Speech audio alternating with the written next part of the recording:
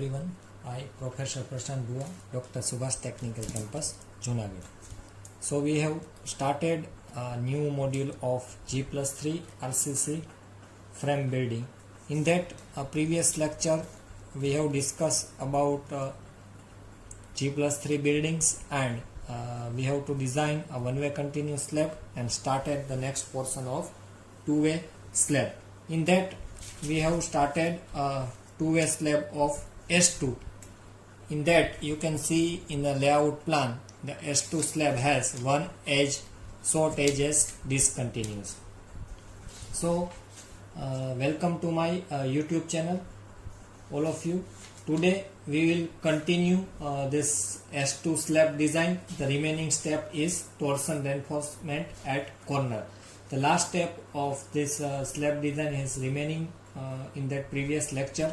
So first of all we have to complete that step, and next we go for the design of beam, because slab we have to cover.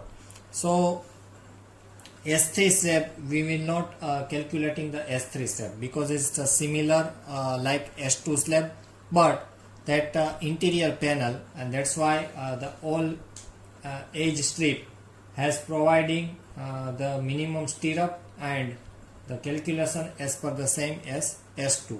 So we will not calculating the S3 slab. So next onward we have to start the design of beam. Now first of all we have to completed torsion reinforcement. Before we completed the torsion reinforcement, I quick revise the step of S2 slab, so you can revise the previous lectures so you can get the idea. So in the first step we find out the effective depth of slab, as that you have to know that, and we found 110 mm our effective depth, and according to that depth we have to decide the overall depth, then find out effective span in LX and LY. So in both the direction we find out the effective span. Next we calculate the load calculation and convert it into the factor load. Then after as per the page number 91, table number 26, with the use of this table we find out the alpha y and alpha x and the coefficient in positive and negative. So we have to distribute that coefficient. In that take mid span positive factor, and at the edge we have to take negative coefficient. According to that we have to find out the four moment like alpha x, alpha y in positive, negative. So based on this moment, after calculating the finding out the moment, we should carry out the reinforcement related to this moment, and also providing the edge strip reinforcement in a slab. Now remaining step is torsion step. As you know, the two-way slab, the corner are held down in a two-way slab. So for that, to resist this torsional force, we should provide the torsional strip. So our last step is torsion reinforcement at corner. So now we provide torsion reinforcement at corners. Now you have to get the question in your mind, how we provide the torsion reinforcement, because so as per the IS 456 is concerned, you have to open page number 90 in IS 456. In that you have to take providing the reinforcement based on maximum middle strip reinforcement. So we have to find out middle strip reinforcement due to MX alpha x positive and my alpha y positive. We already provided that still, and if you have to notice that, then among that our maximum middle strip reinforcement is, so we should consider maximum middle strip, it means at a middle span strip reinforcement. So we should consider maximum reinforcement out of alpha x and alpha y. Then our steel is 228 mm square. So torsion reinforcement के लिए हमको जो हमारा middle strip में जो हमने reinforcement provide किया है उसमें से जो ज़्यादा आ रहा है उसकी वैल्यू हमको स्टील की लेनी, इट मीन्स AST। ये जो AST लेना है वो आपको स्पेसिंग प्रोवाइड करने के बाद जो न्यू AST मिला था वो लेना है। तो वो अपने माइंड में खास ये याद रखें कि AST हमको जो लेना है वो after providing the spacing that should be taken as a AST। Now what should be the code? So code has suggests reinforcement in each of 4 layer. We should provide this torsion reinforcement in each of the 4 layer.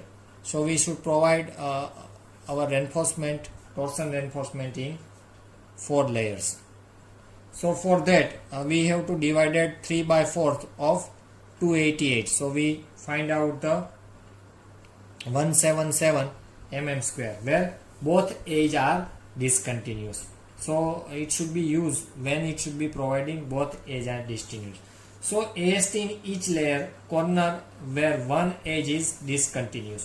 अगर ये हम कब provide करते हैं? जब हमारा both and, तो both as है वो हमारी डिसकंटिन्यूस होती है। मगर हमारे केस में हमारा स्लैब जो S2 है उसमें एक एज ही डिसकंटिन्यू है, तो हम कितना AST प्रोवाइड कर सकते हैं? तो जब हमारे केस में वन ही एज है वो डिसकंटिन्यूस है, then we provide 50% of this above. So जो 171 mm स्क्वायर हमको जो मिला था उसका 50% हम प्रोवाइड कर सकते हैं, जबकि हमारी एज है वो एक ही डिसकंटिन्यूस है, remaining all are continuous. So our S2 slab are there only one edge is discontinuous. That's why we provide 50% of our 3/4 middle strip reinforcement. So likewise our AST is found 85.50. Now length of bar. What should be the length of bar provided for this torsional seal? So LX by 5. Our LX है 3880 divide by 5, so 776। It means मैं उसको round figure कर देता हूँ, तो 780 mm तक हमको ये बार है वो एक्सटेंड करना है। सो 85.50 it's means it's very narrow AST, or you can say the smaller value of AST. So just providing 8 mm bar, just providing two numbers of 8 mm diameter bar, each of 4 layers at corner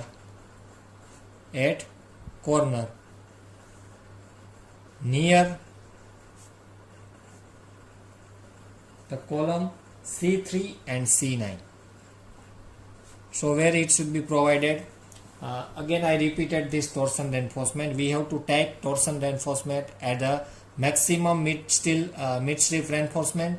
In that we have to provide it in 4 layers. So we have to divide it 3/4 of this main steel when both edge is discontinued. But on our case only one edge is discontinued, so we have to take again 50% of that answer. So finally we found the AST for torsion reinforcement, and हमारा जो AST का बार है वो हम extend करते हैं LX by 5. So already हमने LX find किया है, उसके बाद डिवाइड बाय 5 करोगे तो हमारा राउंड फिगर आंसर मिलेगा 780 mm. सो अवर AST है वो बहुत कम है, दैट्स व्हाई वी प्रोवाइड रफली 2 numbers of 8 mm diameter in 4 layer and nearer to the column C3 and C9. So where it's our 3, C6, C5 and C9, not C3, C5 and C9. So you can see our layout plan. Torsional steel हम कहाँ पे मुकते हैं? जहाँ पे हमारा as जो है discontinuous है। तो S2 स्लैब अगर आप देखोगे तो हमारा डिस्क एज ए है कंटिन्यूस, तो नियरर कॉलम हमको प्रोवाइड करना है 4 लेयर में, like this. So it should be nearer to the column, तो हम C5 और C9 कॉलम के नियरर 4 लेयर में ये स्टील प्रोवाइड कर सकते हैं। उससे क्या होता है, हमारा जो कॉर्नर है एज का, जो हमारी डिसकंटिन्यूस एज है, वो हेल्ड डाउन न हो। इट मीन्स कॉर्नर हमारा वहां से झुके नहीं, That's why this phenomena occurs for this torsion reinforcement, and for that we should provide additional torsion reinforcement steel in two-way slab. So it's very important point. It may be asked in Viva also, so you have to keep that mind. Torsion steel we have to provide. Again, the corner are not held down and it should be placed the steel nearer to the column के नज़दीक हम ये steel provide करते हैं और two way slab में provide करते हैं जहाँ पे हमारी एज डिसकंटिन्यूस है. तो अगर आपको सेकंड आंसर आएगा कि दोनों एज डिसकंटिन्यू है तो दोनों एज पे हम टॉर्सन स्टील प्रोवाइड कर सकते हैं. सो this is all about the two way slab and one way continuous slab. I hope you have to understanding with the both the phenomena in a slab, one way and two way. So now we go for the design of beam. It should be very important. So let us start a design of beam B80, B90 and B20. अब हमको beam design करना है कौन सा, B80, B90 and B20. Again I seen that layout plan. कहाँ पे हमारा B80 है, B80, B90, B20. This is the continuous beam. Why we select this beam, because we already calculate designing the S2 slab and one way continuous slab. So beam के ऊपर का जो हमारा slab है उसका लोड हमको पता है. That's why we have to take B90, B20 and B8. So आपको अगर एग्जाम में डायरेक्टली बीम की डिजाइन ही क्वेश्चन में आ रहा है तो आपको स्लैब का लोड, उसके ऊपर का जो स्लैब है उसका लोड आपको डेटा में ऑलरेडी दिया गया होगा. हमारा केस में हम पूरी डिजाइन जो कि G+3 की डिजाइन कर रहे हैं, and in that case we already completed one way continuous slab and S2 slab. So remaining one way continuous slab are same as above. So that's why we have the enough load calculation of slab regarding this beam. So that's why we choose B18, 90, 20. This beam have choose for the design. So before we start the design beam of B80, 90, 20, we should assume the size of beam and size of column.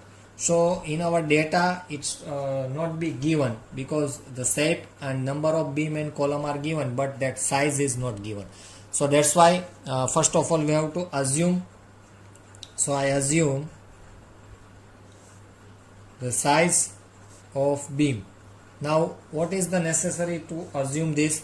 So before we not design a particular beam or column, at that time we should carry out the self weight of beam.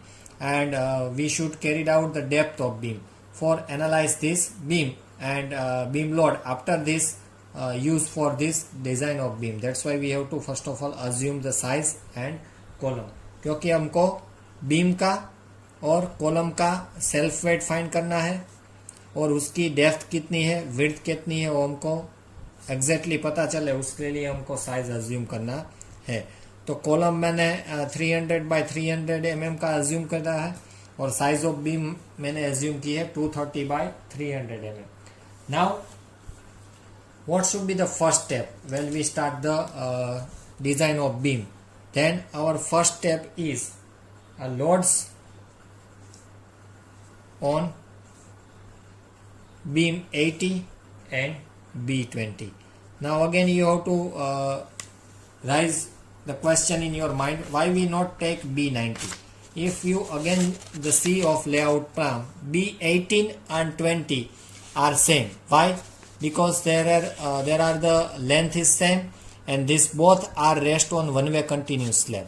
So that load pattern are same, and that's why first of all we take loads on beam 18 and 20. Now how we calculate? So first of all in that case we first find out the self weight of slab. First we need to find out self weight of slab. मैंने beam 80 और 20 क्यों लिया? क्योंकि मैंने plan में आपको दिखाया beam 18 और 20 ऐसा बीम है जो दोनों वन वे कंटिन्यूस स्लैब के नीचे रेस्ट हुआ है. सो दोनों सिमिलरली है, दोनों की लेंथ भी सिमिलर है, इसलिए उसकी लोड पैटर्न है वो क्या रहेगी, सिमिलर रहेगी. तो स्लैब हमने प्रोवाइड किया है 115 का। ओवरऑल डेप्थ अगर आप देखोगे वन वे कंटिन्यूस की, और उसका density of concrete so mm में है, कन्वर्टेड इनटू द मीटर। तो हमारा सल्फेट ऑफ स्लैब आएगा 2.875 किलो न्यूटन पर meter square. Now we consider the floor finish because it's very necessary. So floor finish load हम 1 जो कि हमारा दिया गया है किलो न्यूटन पर मीटर स्क्वायर। तो टोटल ये लोड आप समेशन करोगे तो टोटल लेट लोड आएगा 3.875 किलो न्यूटन पर मीटर स्क्वायर। ये हमारा क्या है, total dead load. Now live load की अगर हम बात करें तो लाइव लोड हमको दिया गया है 4 किलो न्यूटन पर मीटर स्क्वायर। तो हमको लाइव लोड दिया गया है 4 किलो न्यूटन पर meter square. Now which are the load are directly proportional to this beam। सो अगर आप बीम का लोड के बारे में सोचोगे कि बीम के ऊपर कौन कौन से टाइप का लोड है वो अफेक्ट करता है, तो एक तो डेड लोड ऑफ स्लैब है, सेकंड है उसके ऊपर जो मेसनरी वॉल आ रही है वो, और बीम का अपना खुद का weight. So this 3 types of load are affecting the design of beam. So for that first of all we calculate dead load from slab. अभी हम स्लैब का डेड लोड काउंट करेंगे जो बीम पे है। सो टोटल हमको dead load मिला slab का 3875 पर step. Now what should be the affected area. अगर हम बात करोगे स्लैब का एरिया कितना अफेक्ट करेगा, तो अगर आप लेआउट प्लान में देखोगे तो ये हमारा बीम 20 है। तो this beam has resist the half slab of this and half slab of this. So this is the area that load should be resist on this beam 20. So beam 20 है वो कितना लोड ले पाएगा, तो half slab right hand side and half slab of left hand side. तो ये आग width आप देखोगे 3 मीटर की विड्थ है, ये भी 3 मीटर की विड्थ है। तो 3 का half it means 1.5 in left hand side and 1.5 in right hand side. तो टोटल कितना लोड है वो रेजिस्ट करेगा दिस बीम 20, तो 3 मीटर का रेजिस्ट करेगा। ये कॉलम से 1.5 metre left hand side and 1.5 metre right hand side. So this hatched area is the area load carrying of this beam 20। तो ये load kilo newton into metre square में है, उसके मल्टीप्लाई में हम ये मीटर 8 मल्टीप्लाई में मीटर 8 करेंगे तो हमारा आंसर आएगा 11.625 किलो न्यूटन पर मीटर। सो ये जो है प्रति 1 किलोमीटर मीटर स्क्वायर का डेड लोड हमने फाइंड किया है। हमको चाहिए रनिंग मीटर में, तो उसके लिए हमको मीटर मल्टीप्लाई करना पड़ेगा। तो ये मीटर क्या है, जो कि हमारा B20 जो लोड है वो रेजिस्ट कर पाएगा। इट मीन्स 3 मीटर में वो रेजिस्ट कर पाएगा। So same way our masonry, so हम मेसनरी वॉल भी प्रोवाइड करते हैं स्लैब के ऊपर, तो वो भी डायरेक्ट बीम पे अफेक्ट होगा। तो 0.15 हमारा क्या है, so 0.15 if you have to see this data our internal wall thickness is given 150 mm। So ये जो हमारा बीम है, अगर आप लेआउट प्लान में देखोगे तो बीम हमारा इंटरनल साइड पे है, तो उसके ऊपर जो वॉल रहेगी वो कौन सी वॉल रहेगी, internal wall. That's why we carried out the thickness of internal wall. तो यहाँ पे मैंने मेंशन कर देता हूँ, ये थिकनेस है इंटरनल वॉल की, जो कि 150 mm है। I converted into the meter. Now this is the thickness of masonry. Now I need to the height of masonry, then we find out the area, and area into density of masonry we found the masonry load. तो अगर हम height की बात करेंगे तो हमको if you have to see the floor to floor height, it's given 3.35.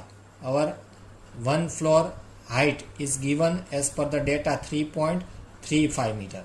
मगर आप बीम प्रोवाइड करते हो तो पूरा 3.335 में मेसनरी नहीं आएगा, उसमें से क्या बाद आपको डिडक्ट करना पड़ेगा, बीम की depth, and that's why we have to assume the size of beam, in that we have to assume 300 mm depth of beam. तो अगर हमको हाइट लेना है तो क्या लगेगा, हम 3.35 माइनस 0.3, ये हमारा टोटल स्टोरी है, उसमें से हम ये बीम प्रोवाइड करते हैं कितना, 300 mm का। तो अगर मैं ग्राउंड फ्लोर से स्टोरी की हाइट 3.35 है तो मैं पूरा 3.35 में मेसनरी नहीं प्रोवाइड करूंगा। कितने में मेसनरी आएगी, 3.35 में से 0.3, इट मीन्स बीम की डेप्थ है वो डिडक्ट करनी है। So finally we got the answer in 9.15 kilo newton पर मीटर। ये हमारा इंटरनल वॉल का थिकनेस है, ये total height into thickness, area मिल गया, area into density providing the load. Now third one जो कि रिमेनिंग लोड है वो हमारा है self weight of beam rib. Now there are the change in beam depth and beam rib. So beam rib क्या होता है, तो ये हमारा बीम है सपोज, और ये हमारा स्लैब है फॉर एग्जांपल, ये हमारा B20 है। तो हमने बीम की साइज कौन सी एज्यूम करी है, 230 बाय 300 mm। सो 300 mm ये रहा हमारा बीम का डेप्थ। उसमें क्या आ गया, thickness of slab, thickness of slab इस 300 mm में कवर्ड हो गया। तो बीम रिब किसको बोलते हैं, this is the cold beam rib, जो कि एग्जैक्ट डेप्थ है बीम की, उसको बीम रिब बोलते हैं। तो हमको 300 में से क्या डिडक्ट करना पड़ेगा, this one, this nothing but the thickness of slab. तो हमारा जो बीम का डेप्थ है उसमें से हमको बीम रिब फाइंड करना है, तो टोटल डेप्थ में से हम स्लैब ऑफ थिकनेस क्या करते हैं, डिडक्ट करते हैं। तो हमको इफेक्टिव डेप्थ जो कि बीम की है वो मिल जाएगी। सो जब हमको सेल्फ वेट ऑफ बीम का करना है, क्योंकि ये ऑलरेडी हमने लोड काउंट कर लिया है स्लैब में, सो अगर हम 300 पूरी हाइट लेते हैं तो वो डुप्लीकेट होता है, that's why we only count the beam rib, net self weight of beam rib. So हमारा बीम अब रहेगा 300 माइनस हमारा स्लैब की थिकनेस है 115 mm, इट मीन्स 0.15। तो हमारा बीम की साइज रहेगी 0.23, मैं मीटर में काउंट कर रहा हूँ इसलिए 0.3 माइनस 0.115, जो कि 115 हमारा है slab thickness, multiply by density of concrete. So we found the load of 1.06 kilo newton पर metre. Please remember this portion, this is called beam rib, it may be asked in viva also. So now you have to get a total of this three value 11.625 जो कि हमारा है dead load from slab, slab के ऊपर से आ रहा है, 9.15 जो कि मेसनरी वॉल के हिसाब से आ रहा है, और बीम का खुद का सेल्फ वेट वो है 1.06। सो तीनों आप टोटल करोगे तो टोटल डेड लोड आपको मिलेगा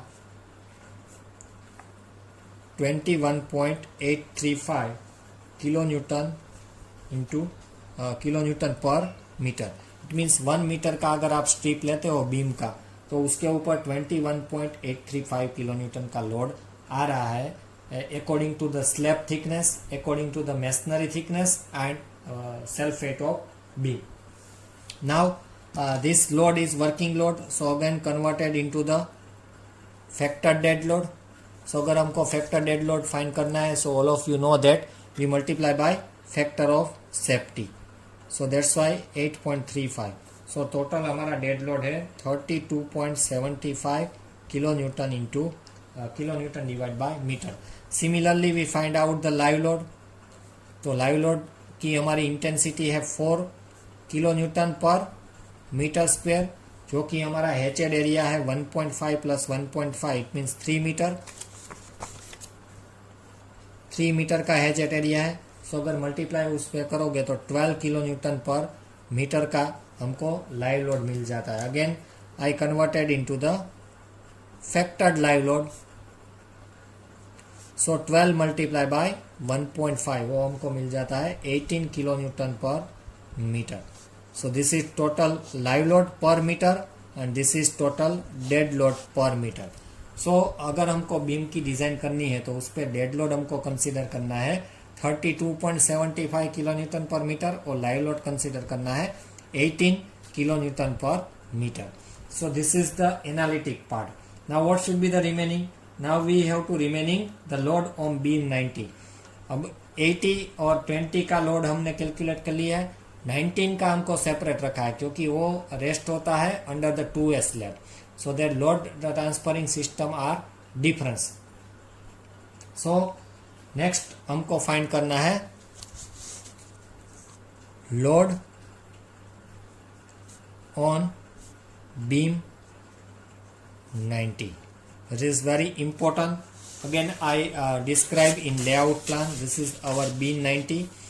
So जो beam 90 है हमारा स्लैब बीम वो रेस्ट हो रहा है अंडर 2A स्लैब. तो 2A स्लैब में हमारा लोड ट्रांसफरिंग सिस्टम कैसा होता है इन 2 डायरेक्शन. सो अगर आप स्लैब की बात करोगे तो 2 ट्रायंगल फॉर्म होता है ये sir. This is our load transferring system for slab. So अगर हम B19 की बात करते हैं तो ये हमारा हैचेड पार्ट है. इतना एरिया जो है उसके ऊपर जो लोड रखता है लोड होता है एक्ट वो कौन रजिस्ट करेगा B90. जैसे हमने B18 और 20 का लिया था 1.5 क्योंकि वन डायरेक्शनली स्लैब था one way slab. That's why here the slab is 2A and that's why it should be create one triangular load. So I hope you have to understanding this load pattern. So it will carry जो हमारा beam 90 है वो it will again मैं यहाँ पे note लिख देता हूँ please remember it will carry a triangular load because it should be rest under 2A slab. वो कहाँ पे रेस्ट होता है under 2A slab. That's why. So now first of all we calculate dead load of slab plus floor finish जो कि हमारा same रहेगा 3.875. Already हमने फाउंड किया है जब हम फाइंड कर रहे थे लोड 1 बीम 18 एंड 20. तो डेड लोड बीम का जो हमने है वो एज्यूम किया था 3.875 including floor finish. Now equivalent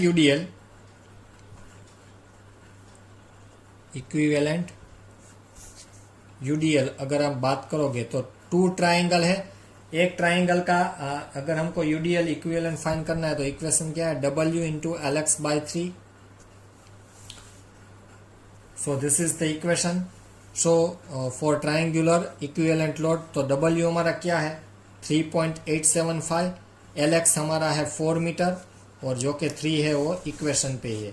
तो अगर आप ये सोल्व करोगे तो आपको मिलेगा 10.34 किलो न्यूटन पर मीटर.